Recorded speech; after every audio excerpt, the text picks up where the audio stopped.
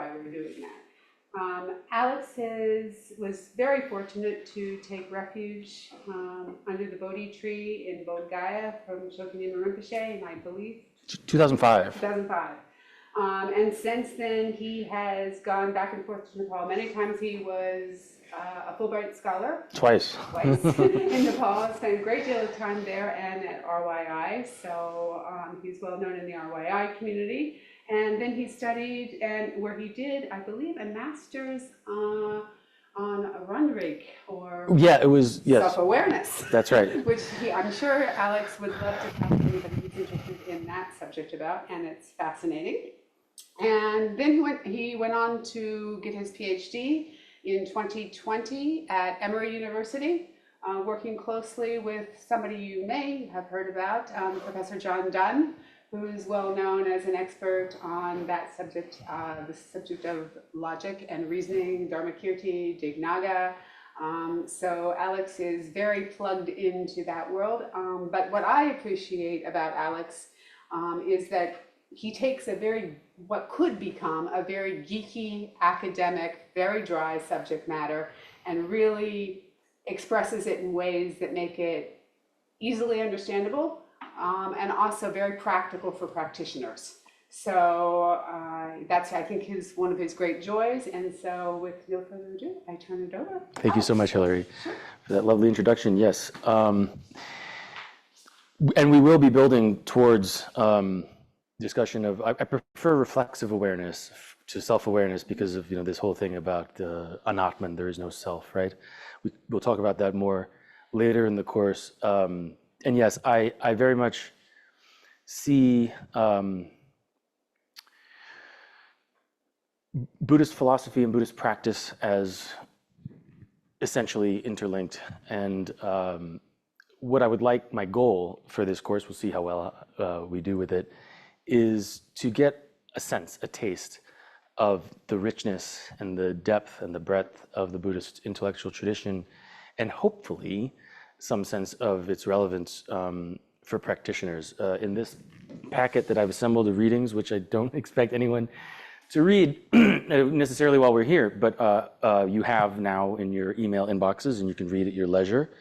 You will find in particular, and the topic for the last day is the selection of verses from the Pramanavartika from my dissertation, which are primarily concerned with this topic. But the reason why I wanted to start with the Abhidharma, here we'll get there, is because that's the foundation of the Buddhist intellectual tradition. That is sort of what it all comes back down to. And I think it's, for both practitioners and scholars, there's a tendency, I myself, I say this as someone who's fallen victim to this tendency in the past, to kind of want to jump to the end and get all the juicy stuff right away, and that's totally normal and that's totally fine. But I think you will find, I myself have certainly found that taking the time to go back and to see where all these things come from makes our understanding much more clear, much more sharp, much more precise, and ultimately benefits our practice, which I think is, everybody's goal here is this is not just, as Hillary said, some kind of disconnected logical investigation, but something practical. So yes, you may or may not, I'm sure some of you are, maybe some of you are not familiar with this division of the three baskets of Buddhist scripture or literature, the Tripitaka, as it's called, of Sutra, Vinaya, and Abhidharma. Broadly speaking, this is the historical development. The earliest Buddhist literature is the sutras and some of the Pali Nikaya. Was anyone able to read? I had some sutras that I sent before the course. I don't know, the simile of the snake is a very famous one that also gets picked up by Nagarjuna later on, which is why I highlighted it. But yeah, the sutras, and really, well, I'll get there. And then the Vinayas, the Vinaya is the code of monastic conduct. It's almost more of a legal code. We won't be talking about it too much, but it's very interesting. It's actually a lot of stories. like narrative. Very, very fascinating material, but not directly relevant to us. And then, of course, yes, the topic for today is Abhidharma, which I will read to you briefly from one of my favorite books. There's a Bhikkhu Kuala Lumpur Dhamajoti he's great. But anyway, his book Sarvastivada Abhidharma on the topic is quite exhaustive. And here in the beginning, he talks about the definitions of Abhidharma. In the Pali tradition, two main meanings are given: supplementary Atireka doctrines, special or superior doctrines. There are also other meanings, notably supreme doctrines. These meanings are based on the interpretation of the prefix abhi as supreme or excellent, and of dhamma or dharma as doctrine. The other interpretation of abhi, which seems to be historically earlier, is pertaining to or facing or envisaging. Abhidharma accordingly means pertaining to the doctrine or concerning the doctrine. And in fact, the Abhidharma it's really a genre of literature, grew out of the attempt to systematize the material in the sutras. The sutras, if anyone has ever read them, or even in the brief ones I gave, it's like an explosion. It's a fire hose of stuff, and there's no intent to systematize. There's no the Buddha, famously is concerned with removing the arrow, right, the poison arrow from our arm, not with minutely, what is the chemical composition of the molecules in the poison. So there's just lots of stuff in the sutras, and they don't always line up very well, and it's not always particularly well organized. So the Abhidharma grew out of the attempt to systematize and organize all this material in the sutras. Famously, the earliest such lists were called matrika, which is literally directly related to the word matrix, like matrix algebra, or just in our English word matrix. It's literally like a square of like different, you put words in places on a thing, and you like line them up to organize them, right? So you have this matrika, this matrix, and then you have one matrix for this and one matrix for that, and all these different matrices get compiled, and these are the oldest and the earliest Abhidharma texts. And that process starts not long after the Third Council. So we're talking around 200 BC, 100 BC, something like that, and continues for the next few centuries until our story today really begins with Vasubandhu, who here is new and has not heard of Vasubandhu? Can you raise you have not heard of us? Okay, good to know. So Vasubandhu is a very, very crucially important figure. You'll hear his name many, many times if you stick around and in these circles. It's really impossible to overstate the impact that Vasubandhu had on the development of the Buddhist tradition generally. And I mean geographically in India and Tibet, as well as China, and pretty much everywhere in Mahayana, not even just Mahayana world, although that's I fear I'm getting too technical. I presume we're familiar with the Mahayana, non-Mahayana split. Yeah, okay. So this is that crucial period, and Vasubandhu is a pivotal figure in the development of the Mahayana. His life story is famously his mother was a nun who had him. She had a vision, and that she needed to have children. That this would be very important for the Dharma. So his mother had Vasubandhu and Asanga, his half brother, who together wrote and compiled. There's a lot that's attributed. I mean, there's an overwhelming amount of material that's attributed to them. How much of that, they quote unquote actually wrote? This is one of these things scholars like to debate, and it doesn't really matter. At the end of the day, we have the texts. They are attributed to these two figures, and these are really the foundation of, in particular, the Mahayana. And the story there as well is Vasubandhu was an extraordinarily learned Sarvastivada. Here's another important, let me put this. This is another word I wanted to write here, because this is, in this, I've already mentioned this Sarvastivada Abhidharma, but this is, can everybody see?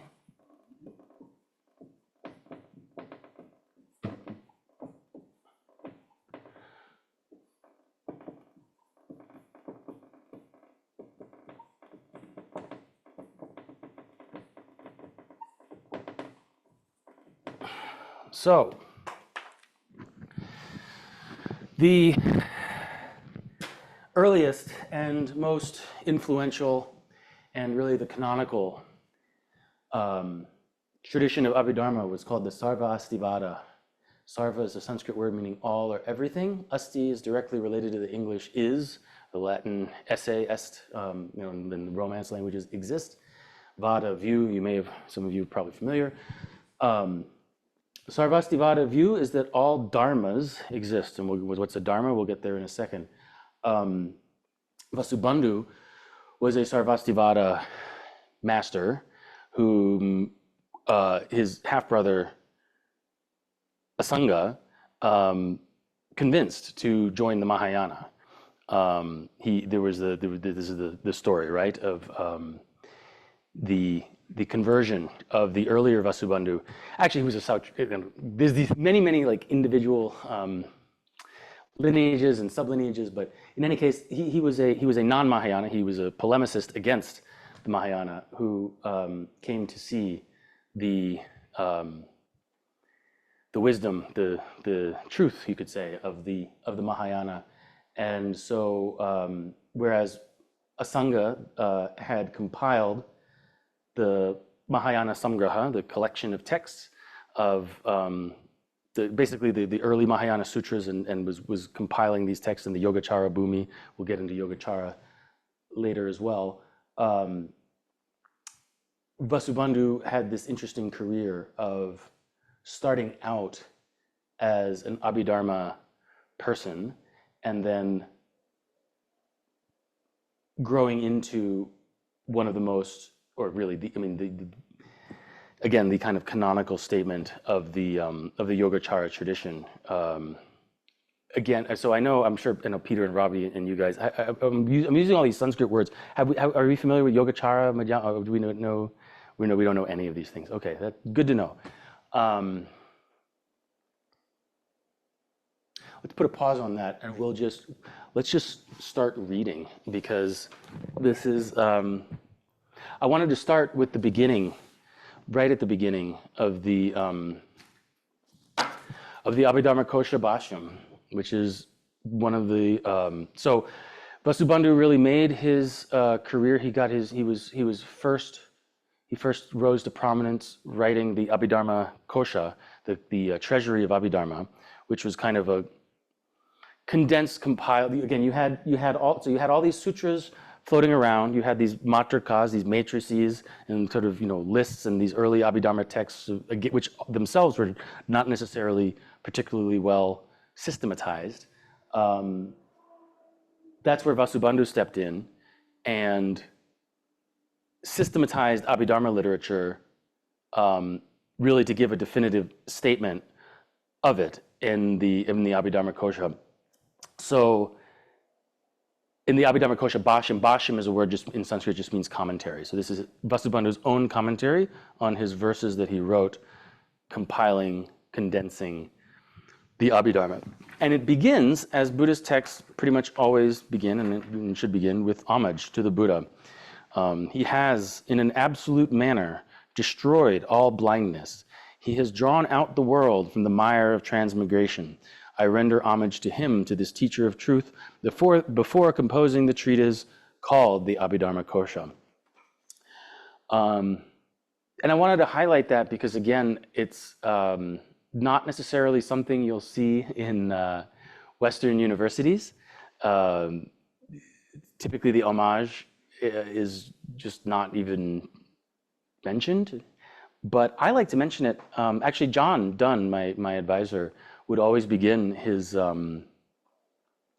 lectures on the Pramanavartika by reciting in Sanskrit Dharmakirti's homage. at the beginning of the Pramanavartikam. I pulled up the Sanskrit of that, but I was like, I'm not going to subject you to that. But it's still, I think it's an interest. It's worth keeping in mind that these texts always have an homage, and they're always aimed at a practical purpose in terms of Dharma study, Dharma practice. And then, yes, he goes and explains, he refers to the Buddha, blah, blah, blah. And then this is why really I wanted to pull out this text in particular, this passage from the very, very beginning. So in the Abhidharma Kosha, right, you have first the homage, this is the first verse. In the second verse, Vasubandhu asks rhetorically, well, this is we're interweaving his commentary, right? Because it's both. He says, "What is Abhidharma? Koyam Abhidharma. Abhidharma is pure prajna with its following. Abhidharma, pull it up here. Prajna mala sanuchara Abhidharma. Yes, Abhidharma is pure."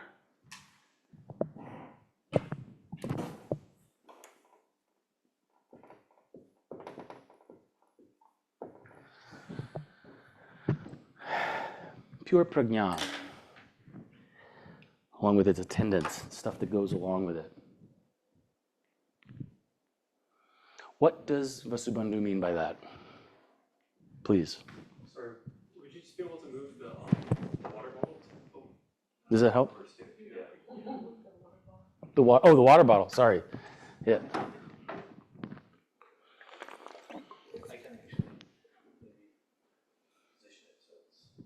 Better. I don't know what the. Just continue on. So this is a word, prajna. You have probably, you will hear many, many times. You have heard many, many times.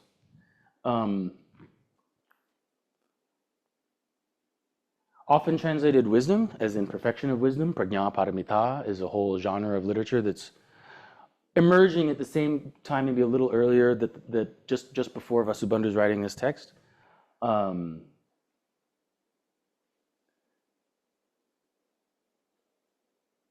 Actually, prajna is a dharma.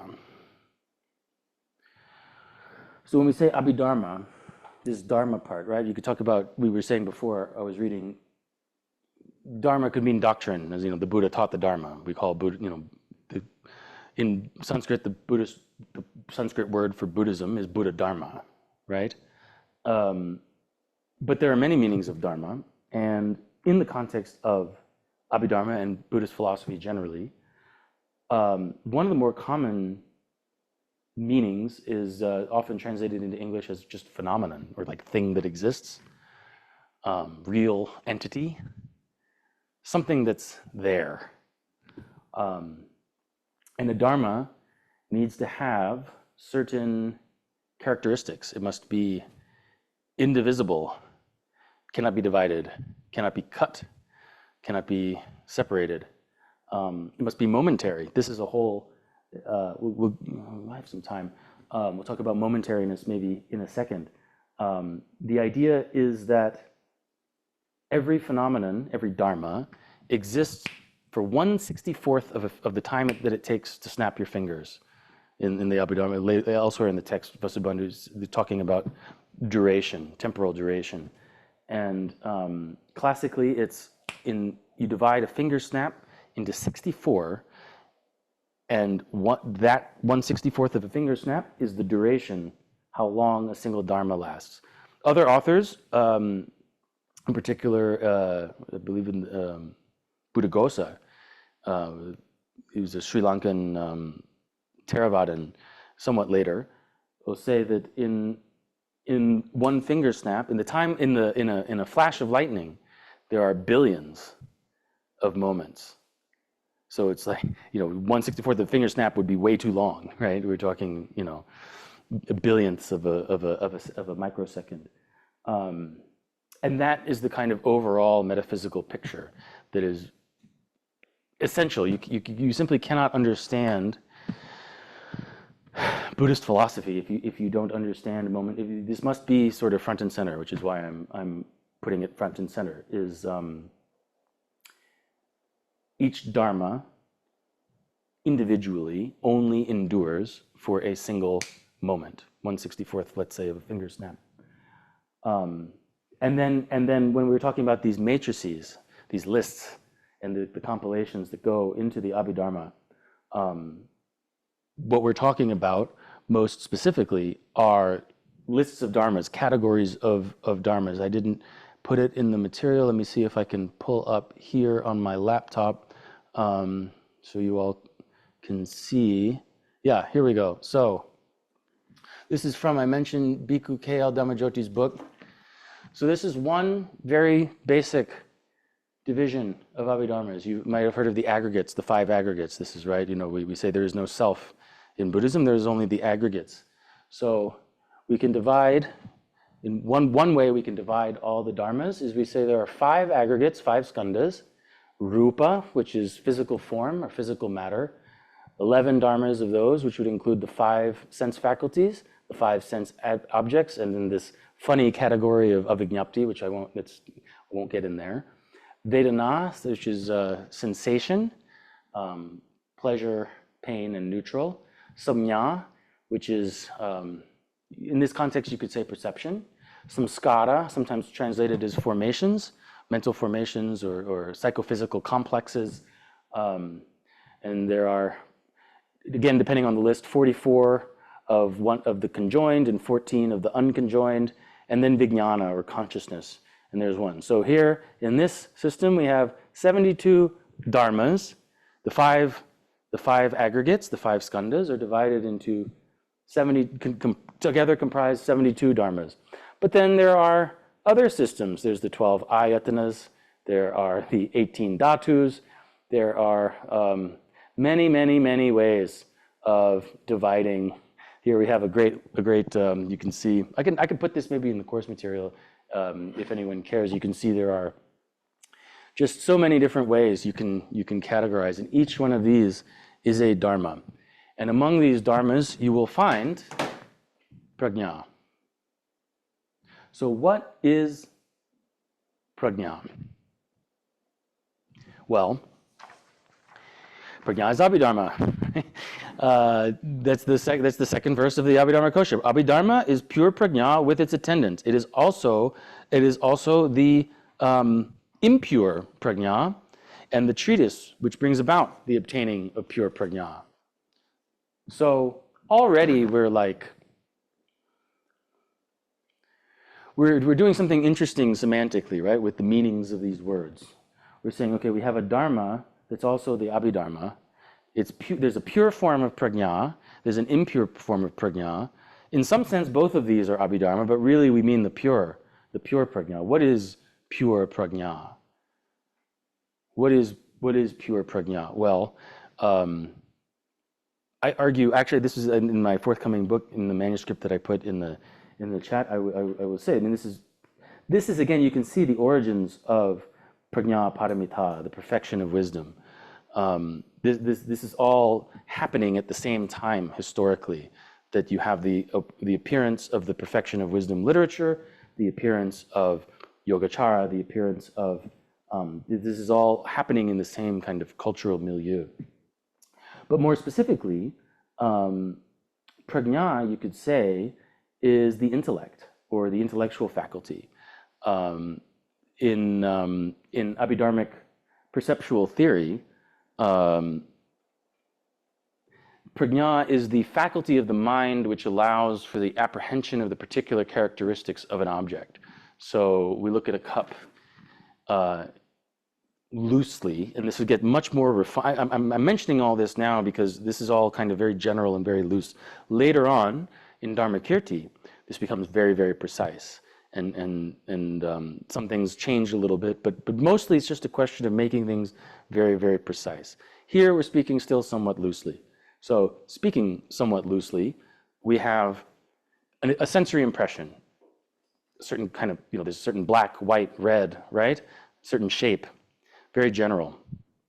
And then we have the ability with our minds to specify, to identify, to pick out this is a particular shape, a particular aggregation of things. And and we can identify this is a cup or a jug, gata, a thing that holds a vessel for containing liquid, right? So prajna is the faculty of the mind that allows us to identify the particular characteristics of the sensory object as opposed to its sort of general, just the, you know, or even in a more basic sense, even stepping back from a second as a kind of, you know, if we want to do like a kind of meditation on the visual consciousness, we could say, well, at any given moment, there's a lot of visual consciousness. I mean, there's, you know, there's the room, there's the table, there's all this stuff, right? There's many, many things happening generally in the visual consciousness at any one given time. The selection faculty, the ability to identify a particular thing, to pick out something, that is prajna. However,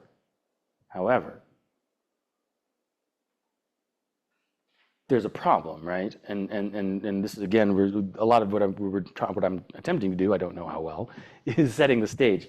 The problem is when we do that, when we say, okay, this is, when we identify the object of the experience as a particular kind of thing, right? What is going on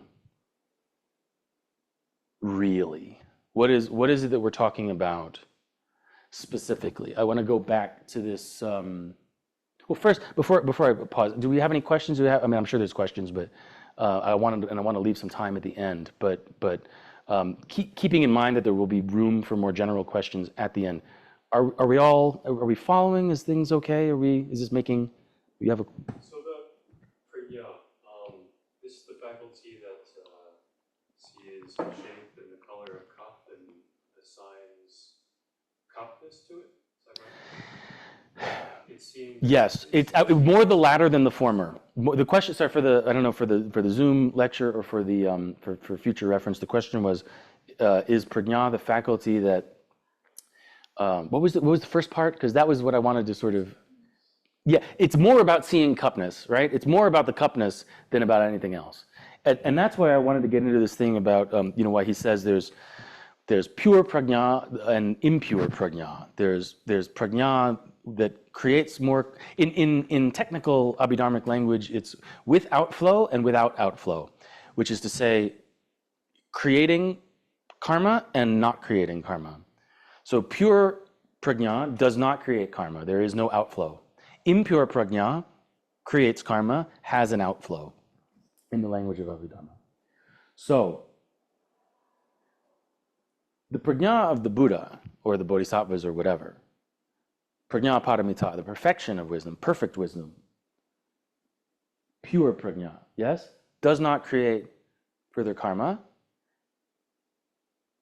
So in what sense is it related to the jug, to the cup, to the vessel for containing water? This is why also Vasubandhu, again, in the second verse, verse 2 of the Abhidharmakosha, makes a point of noting that you can also put defiled or impure prajna, kind of, you can sneak it into this category of Abhidharma. Why? Because if you couldn't identify a cup, if you couldn't identify a vessel for holding water, how would you drink, right? It's in some sense necessary. But it's a double-edged sword because it's impure, because it's defiled, because there's something wrong with it. What specifically is wrong with it? And this is where I wanted to I was going to save this for later, but I might as well go here now. So this is from later on, the Abhidharmakosha Bhashyam, chapter 6, verse 4, which is, oh yeah, we have another question. Would the impure have characteristics and the pure not have characteristics? What do you mean by characteristics? We're identifying, the redness and the... So it's not so much about, it's about, the question is the characteristics of what is being identified, right? So yes, in a general sense, it's not that the wisdom itself has or does not have characteristics.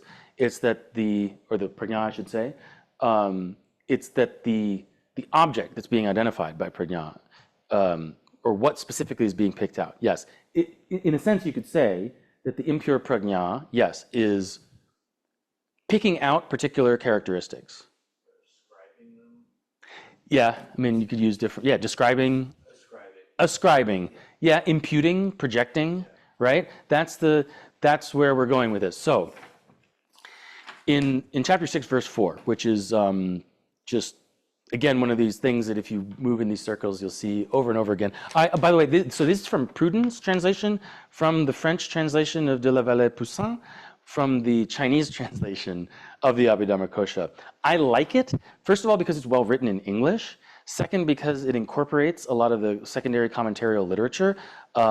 There's one Sanskrit commentary extant on by Yashomitra, which is really, really good in Sanskrit. Has not, to my knowledge, been. I think they're working. There's a group now translating Yashomitra's commentary. It's a great commentary. I found it very helpful, but it's not in English. And but a lot of the material in Yashomitra's commentary makes its way into the Chinese sources that were translated by de la Vallée-Poussin and then by Proudhon. So this is a really good resource. Anyway, so chapter 6, verse 4, Vasubandhu writes, "The Blessed One proclaimed the Four Noble Truths, but he also declared two truths, the relative truth and the absolute truth. What are these two truths?" Verse 4, "The idea of a jug ends when the jug is broken. The idea of water ends when, in the mind, one analyzes the water. The jug and the water and all that resembles them exist relatively. The rest exist absolutely." And then he comments, "If the idea of a thing disappears when this thing is broken into pieces, then this thing has relative existence. For example, a jug.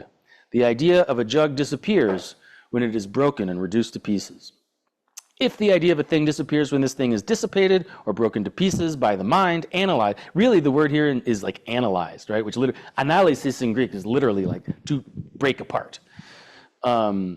Then this thing should be regarded as having relative existence, for example, water. If we grasp and remember the dharmas such as color and so on, then the idea of the water will just, that's actually a really technical point, and if you read my book, you'll understand what's going on there. That which differs is absolute truth.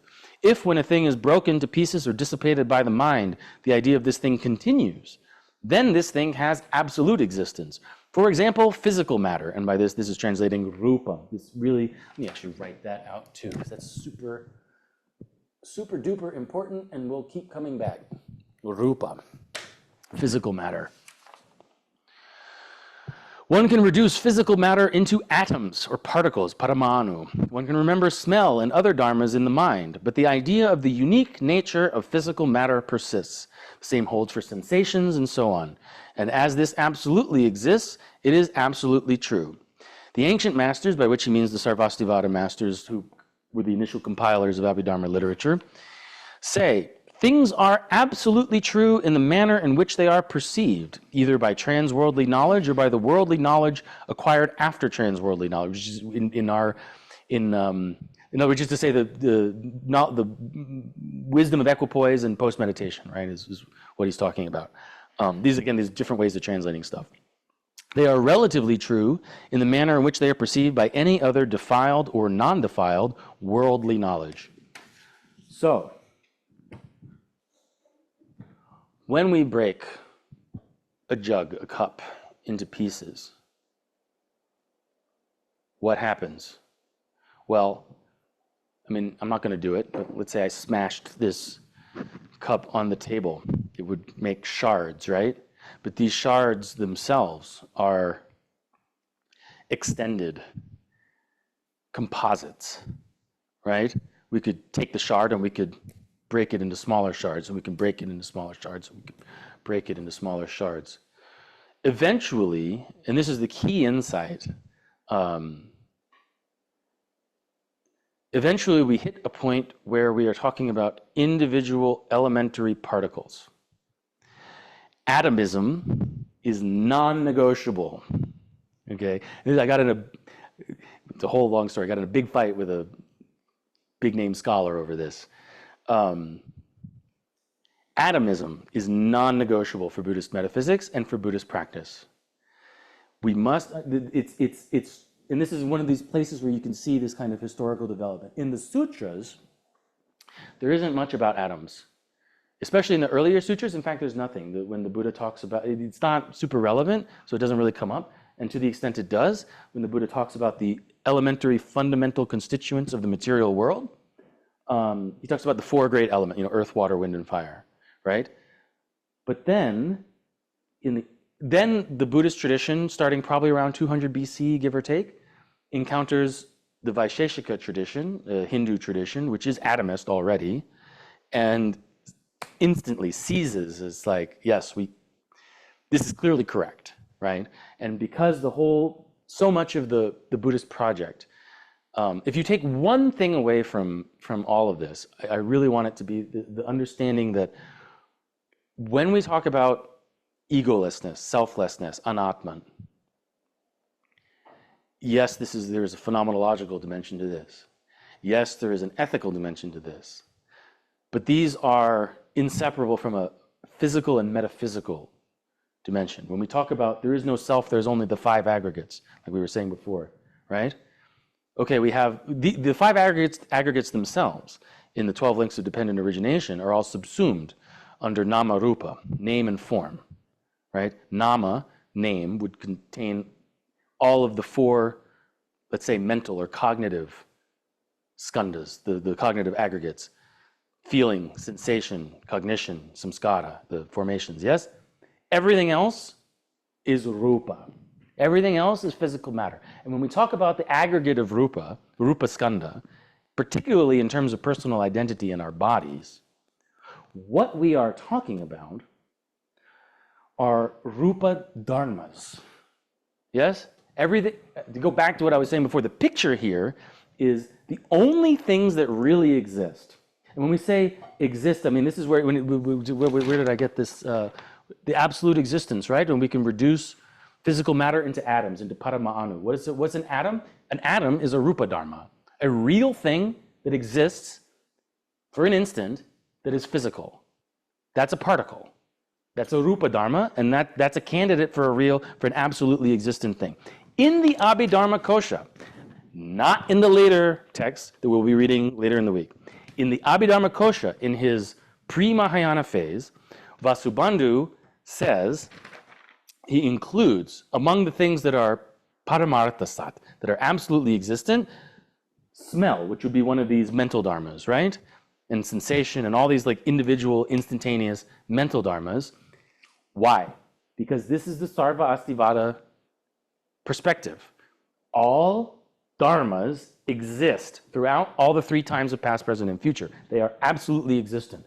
This is the classical Sarva Astivada Abhidharma perspective. So in some sense, yes, okay, they're instantaneous, but their essence, in Nagarjunian foreshadowing for tomorrow, there's svabhava, yes, is eternal. It's the same throughout all the three times. They're active, causally active for only an instant, but their essence remains the same across all the three times, which is why in the Abhidharma Kosha, but not later on, Vasubandhu will say that that smell, that taste, and so on, have an absolute existence. But when we're talking, that's cognitive. That's all nama. When we're talking about our physical bodies, we're talking about jugs, yes?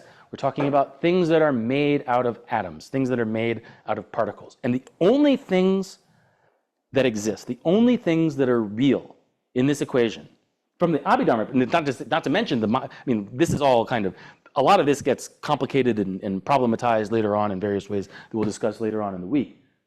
But here, already, at the very beginning of the Buddhist intellectual tradition, the Abhidharma Kosha, yes? When we talk about a jug, we are talking about a conventionally existent entity that is made out of absolutely existent particles. And the only candidates for things that are really real here are the particles. And so when we have an aggregate of particles, yes, that's not really real. In exactly the same way that our aggregates of our bodies and our minds are not real as an aggregate. What's real are the individual, indivisible components. What's not real is the aggregation as an aggregation. That's what's conventional. That's what, in some sense, is the cognitive error, is the fundamental cognitive error that we need to overcome. That's what the ignorance is what does it mean to be ignorant in this picture? It means we look at the cup and we see a single object. We impute, we superimpose, we project unity where it does not really exist. Now, in the real world, to not die of thirst, we need to be able to use a cup. We need to use our intellectual faculties to identify the cup, identify, oh, there's water in it, move it to our mouths, and drink. That is defiled, precisely because there's this deeply rooted ignorance built into it. This without even thinking about it, without even necessarily thinking it's a problem. This is something maybe you've encountered, maybe you've wondered yourself, or discussed with people who aren't, but it can be very counterintuitive. What do you mean there's a problem seeing a cup as a cup? What are you talking about? Why would that be an issue? It's very subtle. What do you mean there's no self, right? It's very subtle. And that's the claim. And that's the distinction between the pure and the impure, because there's some sense, again, it's very inchoate here. It's not described in any detail.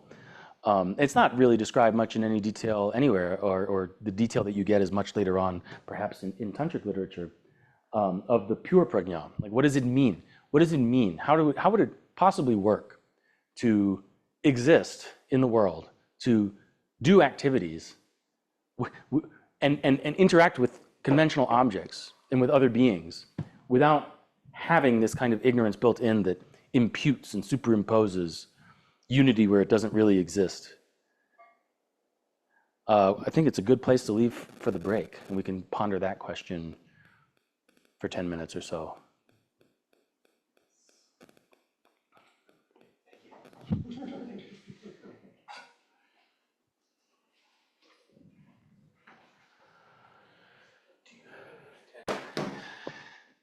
This already came up, but I wanted to get into it in at least a little more detail.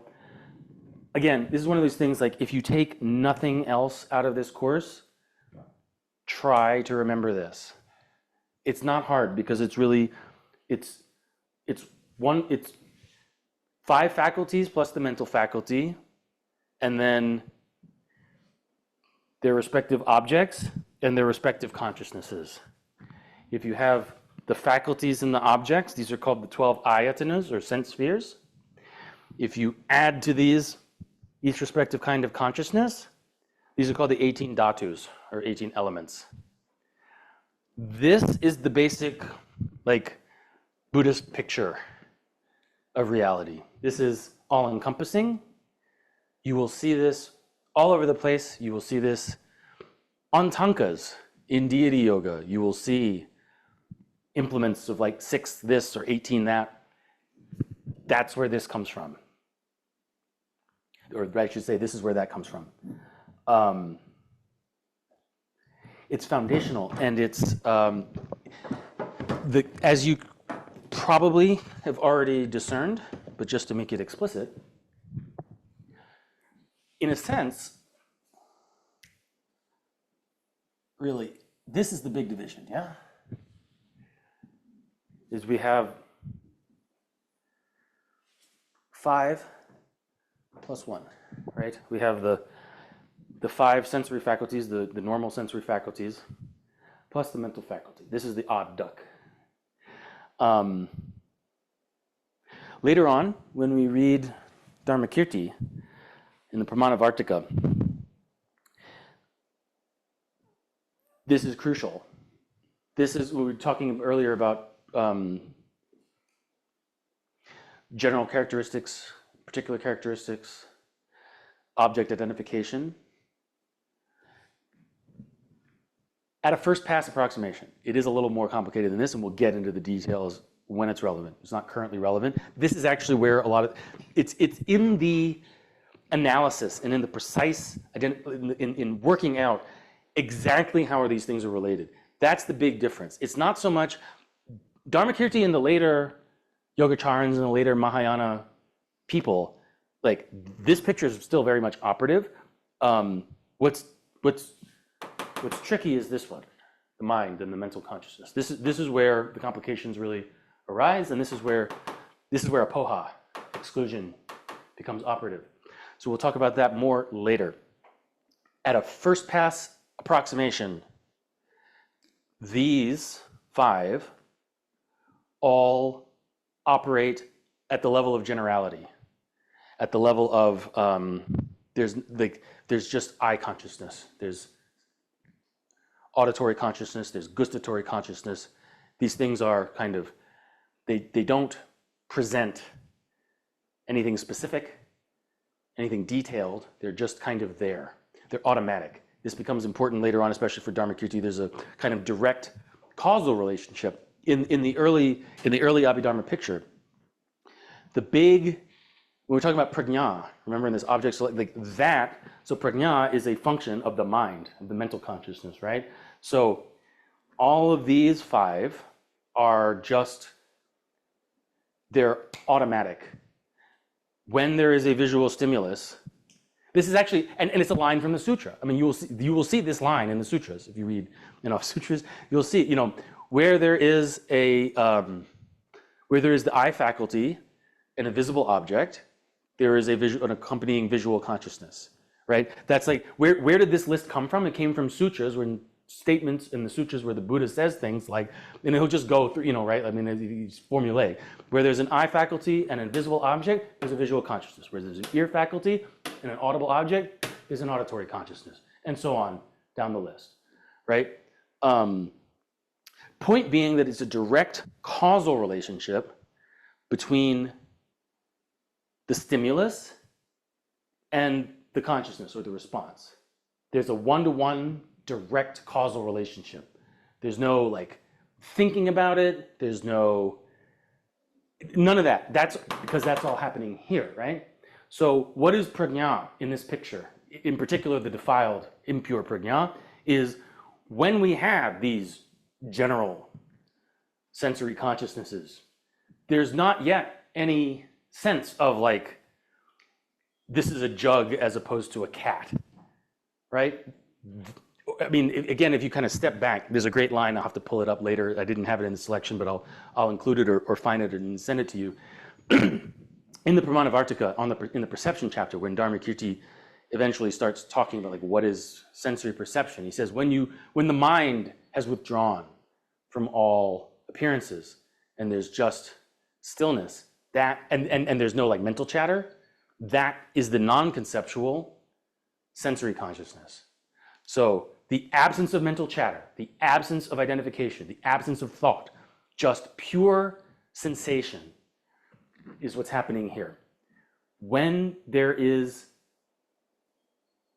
object identification, imputation, superposition, whatever you want to call it, aropa in Sanskrit, what is it, jotok in Tibetan,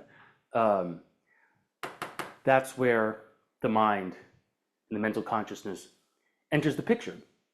So we have a kind of dual layer already, you can see in the Abhidharma picture, where in some sense this is, I don't know if I'd say more fundamental, but it's a constant stream, whereas the mental consciousness can be intermittent, right? This doesn't give you, this is in some sense you could say cognitive, in the sense that it's phenomenal. Cognitive, depending on your definition, contemporary academicians would say perhaps that cognition is here and perception is here, and these are like two different things, is one way. Now that's not my language, I don't like to use that language, but it's language you'll hear in contemporary literature. So yeah, this is really what I wanted to drill into everybody's head, is because this is crucial. This is what becomes like the grist for the mill of the later analysis. I also want to point out each one of these things is a dharma in the Abhidharmic picture. Eye faculty is a dharma. Visible object is a dharma. Visual consciousness is a dharma. Mind is a dharma. There's lots going on here. There's different mental factors and so on, but dharma. Each one of these things is a dharma. So when we're talking about and again, this isn't something that's going to be spelled out in the Abhidharmic Kosha, but it's implicit and it's understood by the participants in the discourse. If you want to break it down, sort of step by step, each moment we're looking at a cup, right? So we have all these rupa dharmas, all these particles, only exists at most for 1/64th of a finger snap, moment by moment by moment by moment by moment. There's a constant stream, each particle producing the next moment of the particle, its successor in a stream. Then, as these rupa dharmas, these aggregated rupa dharmas, have some sort of causal interaction, we're not yet theorizing it, we're not being specific about it, but we're just noting the way that this is talked about, the way this is analyzed. There's a causal relationship between these aggregated rupa dharmas and my eye faculty dharma, my visual consciousness dharma, right? These things exist moment by moment. There's an unbroken stream, or unbroken until we break it and I look away or something, yeah? But as the perceptual event is happening, there is, at one layer, there is this constant causal relationship between the particles of the jug and the particles of my eye and the dharmas of my each individual moment of visual consciousness. Now, I could identify this as a jug, or I could think of it in some other way. I could think of it as a weapon. Let's say someone comes and wants to hurt me and I want to smack them with the jug, right? Now I'm no longer conceptualizing this as a thing to hold water. I'm conceptualizing it as a thing to defend myself. So already the picture's a little tricky, and it's going to get trickier as we proceed. I just want to highlight the crucial distinction, again, between the mental faculty and which can be conceptual. Now, there's this is also built in here, and we'll talk about this later on when we get into Dharmakirti. It doesn't have to be conceptual, right? There is a non-conceptual mental consciousness, and that also, as you can imagine, ties into this question of the distinction between pure and impure prajna. Yes, in some sense, when we're talking about a non-conceptual mental consciousness, this is going to be more closely related inherently to the pure prajna than the defiled, impure mental consciousness, which is what's imputing unity where it doesn't really exist. So this is intermittent. This can come and go. We can think or not think, sort of as we choose. This is automatic. This is just purely causal. Purely causal, pure cause and effect. Stream of cause and effect. That's another phrase that comes up in Vasubandhu, is the stream of cause and effect. There's no self, there's no I, there's just stream of cause and effect. So I don't have anything else off the top of my head. If I think of something, I'll mention it. This is probably a good time to ask questions if anyone has questions.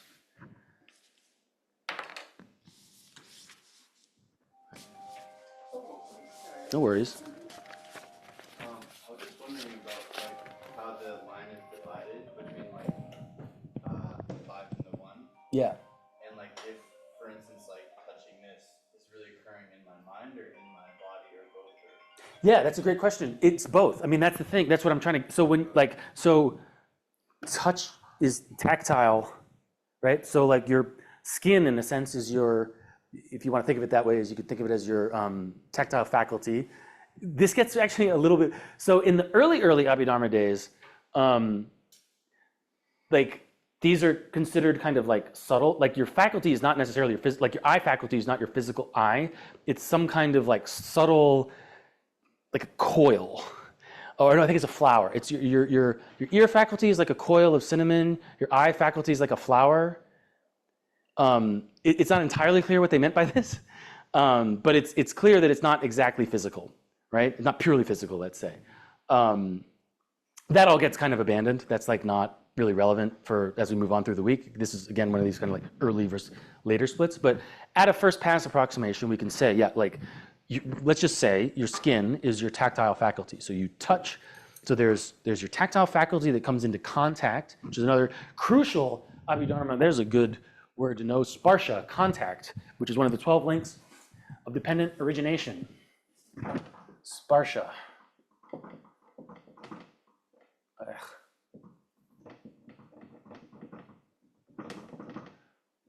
Sparsha, contact, is one of the 12 links of dependent origination. So this picture is like this is all nama in nama rupa and the 12 links of dependent origination. And it produced like, so when you, and after the contact, the sparsha between faculty and object produces consciousness, that produces vedana, sensation, feeling, pleasure, pain, neutral, right, which is the next link of dependent origination. So again, this is all like part of the same, I presume I don't have to explain what the 12 links of dependent, I hope.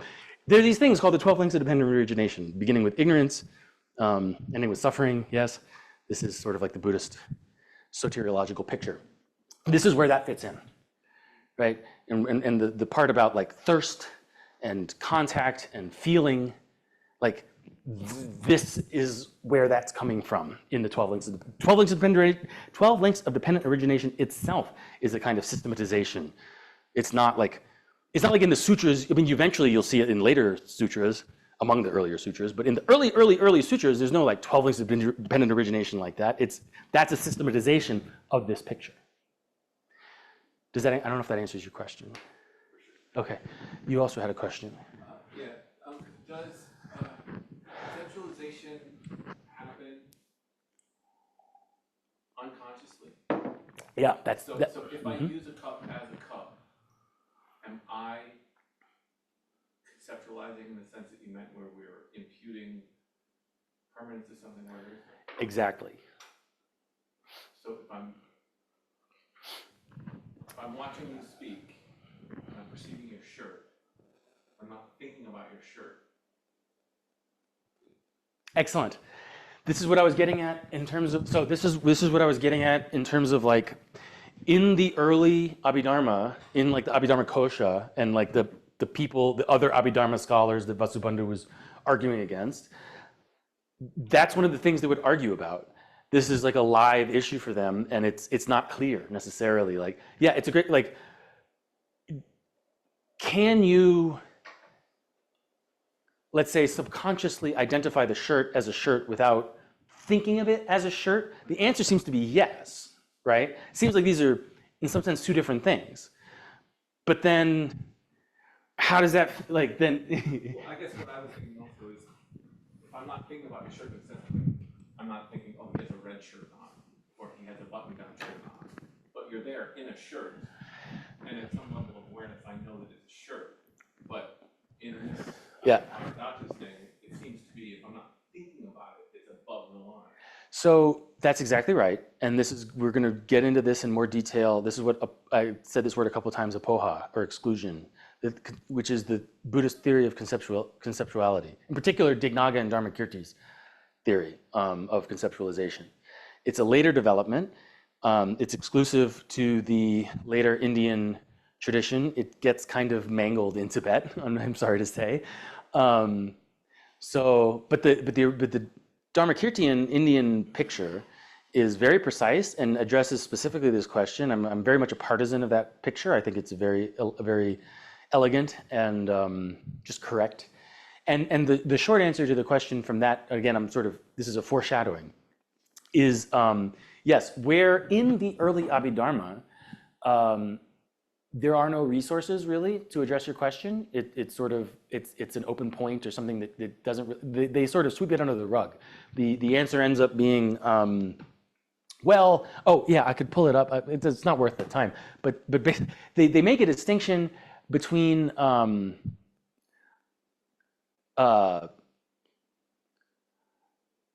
there's three kinds of conceptualization in the Abhidharma picture.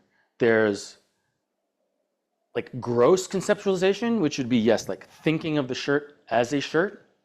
And then there's like a kind of intermediate. And then there's there's an inherent conceptualization, as they call it, svabhava vikalpa, in the Abhidharma picture, which this is the big split, because according to the early Abhidharmikas, including Vasubandhu in that phase, there's a very, very subtle conceptualization associated with these sensory consciousnesses. According to the early Abhidharmikas, in the absence of this inherent, very, very subtle conceptualization, you wouldn't be able to see anything or hear anything. It would be impossible.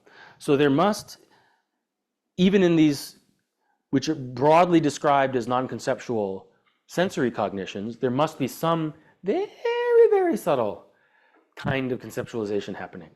Dharmakirti rejects that entirely. He draws this line is absolute.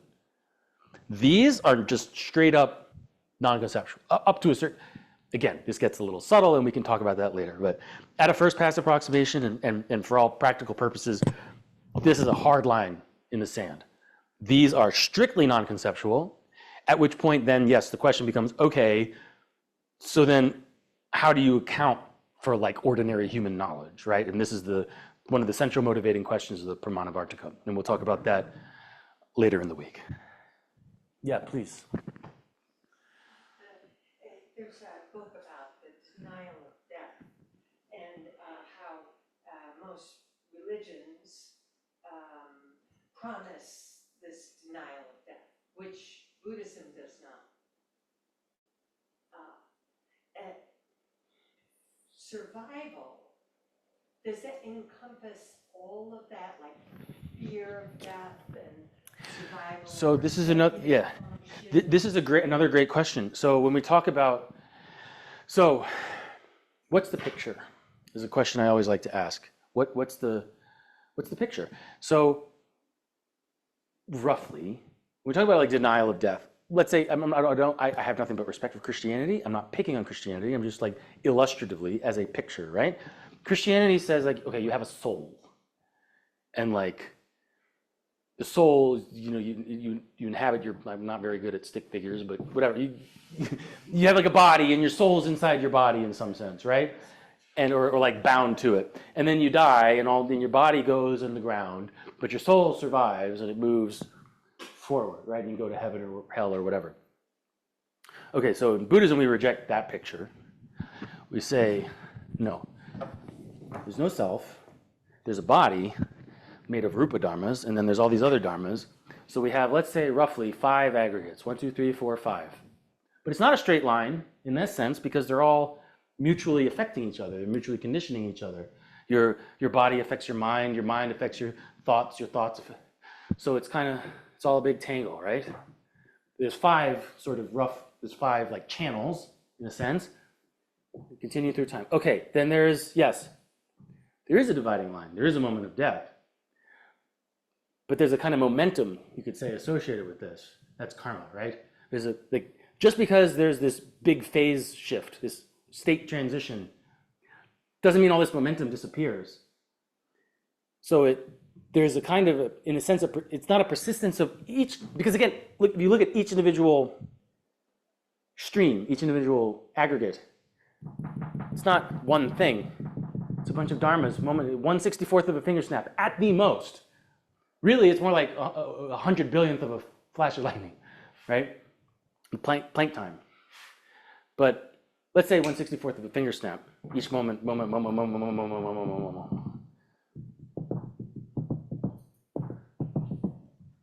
Does that make sense? Craig had a question. Yeah, I do have a question. Vasubandhu, is it 4th century? Where is this taking place? No, and nobody knows. Nobody knows. Because You could say roughly 4. I mean, somewhere between 200 and 400. A lot. The question. There's people have theorized. There's multiple Vasubandhus. okay. I want to get back to I think noting versus conceptualizing. Okay. You used the word noting before, and Bob was perhaps noting your shirt without conceptualizing it. If that's possible. We're getting into subtle world though, like very subtle world. Is this mind or is this spaciousness? But my question is, nobody knows.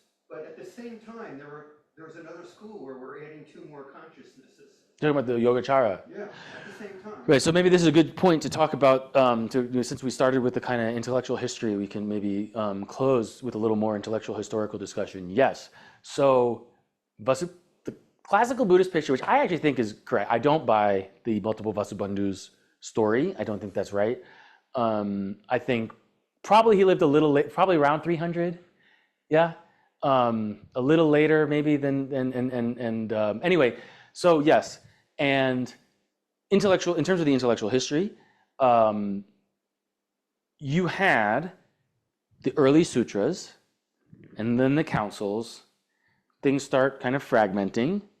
Then you had Mahayana sutras starting from around 100, 200 BC, but really kicking off around the turn of the Common Era, 1st century.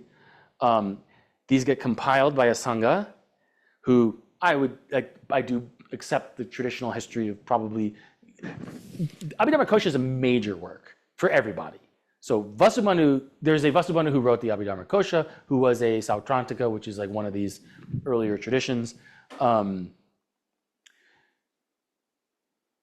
Gets converted to the Mahayana, and yes, specifically the Yogacara. So maybe this is a good time to, we can talk a little about these words. Oops, I'm gonna do it again. I'm gonna knock it off. Maybe I can just, maybe better not to. Maybe better not to. Yogacara means yogic practice.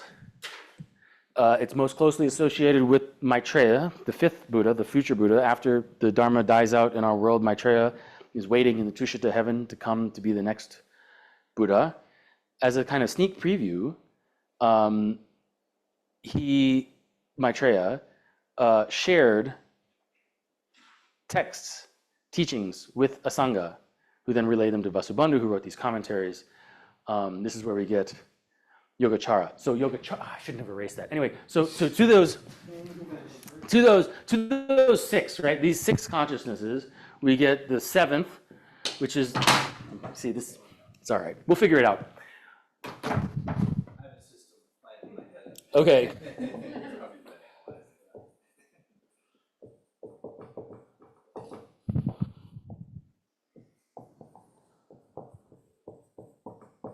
So to those 6, we add defiled mentation, defiled mental activity, klishta manas, and 8th, the storehouse consciousness, which in fact gets to, sorry, what was your name? Linda. Linda's excellent question about continuity across lifetimes. Yes, there was a related problem, because if all you have are these 6 consciousnesses that we were talking about before, okay, when you die, how is karma carried? Like, where is it carried? If there's this, the continuity is broken, so how is karma stored? How is karma conserved? It's an active question. In fact, the Theravadins and their predecessors, historically, posited what's called bhavanga chitta, which is not anywhere in the Abhidharma. It's a novel doctrinal development aimed to solve this problem. In the Mahayana, in particular the Yogacara, this is where the storehouse alaya vijnana comes in. There's this sense in which our karma is stored as, the metaphor is seeds. The storehouse, you can think of it as like a barn or like a grain silo. Like we have all this karma that we've accumulated like grains in the grain silo consciousness. And then defiled mentation, klishta manas, is exactly, that's that subtle question you were asking about. That is that subconscious, like fundamental attribution error of like, it's not the active mental consciousness, it's like this subconscious tendency to conceptualize, this tendency to unify things that are in fact in reality disparate. And so these 2 are the doctrinal developments of, yes, the Yogacara, yogic practice school, which... This is what also took me when I was talking about these, just to tie it into... Was he? Very cool. He was talking about the storehouse consciousness. Yeah. Nice. Just to kind of, Yeah, no, that's great.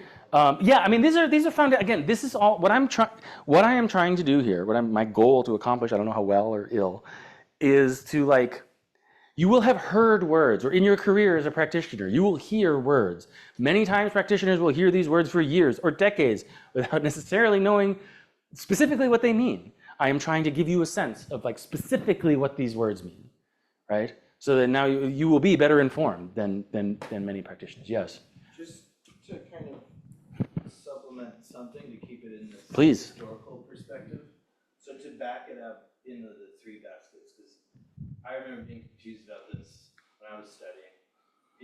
There's this kind of vision I think that's important to understand is what Buddhists understand these things to be coming from and what scholars understand them Yes. to be coming from. Yeah. And I think it's important to know that all of this, according to Buddhists, is coming from Shakyamuni Buddha in its entirety. And it's just been commented on in various ways to That's become right. more clear Yes. to the current people. That yes. So then in that case, like sutra, as you said, the Buddha had taught sutra. But then Abhidharma was also taught by the Buddha later. So that's a great point, and maybe that's a good place to end. I mentioned this word a couple times, and I sort of told a lie earlier to try to keep things simple, and now I'll complicate them at the very end because I'm evil like that. So, yes, so actually, so hardcore Abhidharmikas, the Sarvastivada like hardliners, would say that Buddha just taught the Abhidharma. Like they would not acknowledge, they would be like, that is not a universally shared opinion among Buddhists. That is not the contemporary scholarly consensus. And in particular, now I don't know that, again, it depends on what you mean, because all of the individual elements of the Abhidharma, like all that stuff, that's all in the sutras. The question is not, is this stuff in the sutras? The question is like, the texts that are called Abhidharma texts, like, were those taught by the Buddha? And According to Buddhists, yes. according to Sarvastivada's, Yeah. Some Buddhists. according to the Sarvastivada, yes. According to the so you will hear, and it is going to you will hear this word sometimes, Sautrantika.